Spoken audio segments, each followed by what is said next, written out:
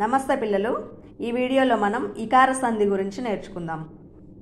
సూత్రము: ఇత్తునకు అచ్చు పరమైనప్పుడు సంధి జరుగును. ఇత్తునకు అంటే ఇకారమునకు, అచ్చు పరమైనప్పుడు, అచ్చులు అంటే లాస్ట్ వీడియోలో చెప్పుకున్నాం కదా, ఆ నుంచి అం వరకు అని. అది ఇత్తునకు అచ్చు పరమైనప్పుడు సంధి జరుగును.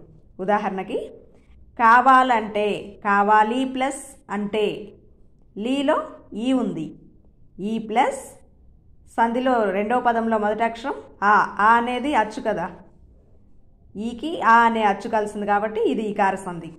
రెండు, ఏమంటివి, ఏమి ప్లస్ అంటివి, మీలో ఈ ఉంది, ఈ ప్లస్ ఆ అనే అచ్చు కలిసింది కాబట్టి ఇది ఇకార సంధి. వాసికెక్కు, వాసికి ప్లస్ ఎక్కు, కీలో ఈ ఉంది, ఈ ప్లస్ రెండవ పదంలో మొదటి అక్షరం ఏ, ఈకి ఏ అనే అచ్చు కలిసింది, ఏ అనేది కూడా అచ్చు అని చెప్పుకున్నాం కదా, కాబట్టి ఇది ఇకార సంధి.